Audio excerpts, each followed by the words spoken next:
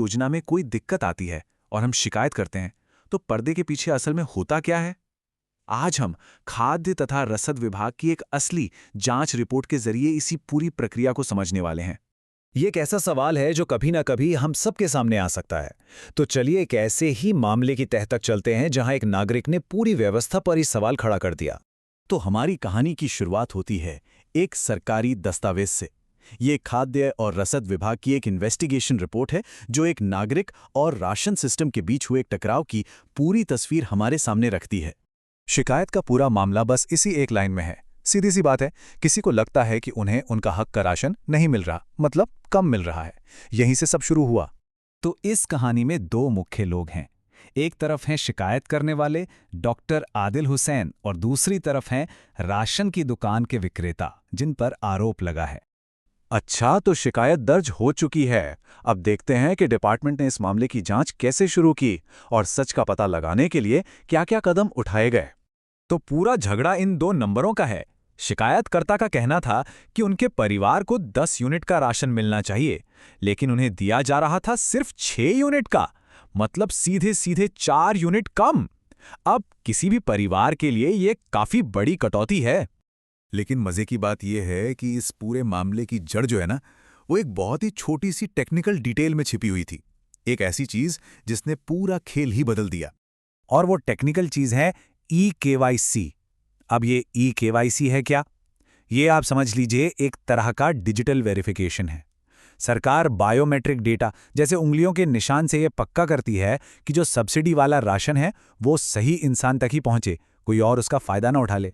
और यहीं पर इस केस का सबसे बड़ा पेंच सामने आता है। जांच में पता चला कि शिकायतकर्ता के राशन कार्ड में जो 10 लोग थे, उनमें से 4 सदस्यों की ई-केवाईसी की प्रक्रिया पूरी ही नहीं हुई थी और इसी वजह से उन 4 लोगों का राशन रोका जा रहा था। तो अब जब वजह सामने आ चुकी थी, तो डिपार्टमेंट ने आखिर क्या फैसला सुनाया? और उससे भी जरूरी सवाल कि क्या शिकायतकर्ता उस फैसले से सहमत हुए? विभाग का जो ऑफिशियल फैसला आया वो ये था कि शिकायत असत्य है।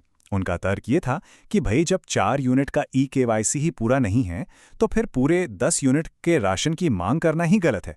मतलब प्रक्रिया के हिसाब से शिकायत में दम नहीं है। और यहाँ कहानी में एक और मोड़ आता है। ये जो स्क्रीनशॉट है, ये मेरा राशन ऐप का है जो लेन देन दिखा रहा है। लेकिन रिपोर्ट एक और दिलचस्प बात बताती है कि शिकायतकर्ता पिछले कुछ समय से इस दुकान से राशन ले ही नहीं रहा था, बल्कि किसी दूसरी दुकान से ले रहा था। इससे मामला थोड़ा और उलझ जाता है। तो आखिर में हुआ क्या? सरकारी कागजों पर खाद्य विभाग ने शिकायत को निस्तारित मानकर फाइल बंद कर दी। लेकिन जब शिकायतकर्ता से पूछा गया कि क्या वो इस फैसले से संतुष्ट हैं, तो उनका जवाब था नहीं। तो ये मामला सिर्फ एक इंसान की कहानी नहीं रह जाता, ये हमें अपने पूरे पब्लिक डिस्ट्रीब्यूशन सिस्टम के बारे में कई बड़ी बातें सिखाता है। चलिए देखते हैं कि वो क्या है।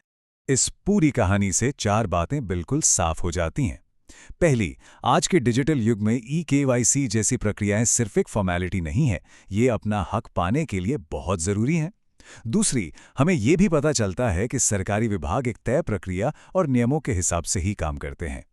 तीसरी और शायद सबसे अहम बात यह है कि कैसे कभी-कभी नियम और एक नागरिक की उम्मीदें आमने सामने आ जाती हैं।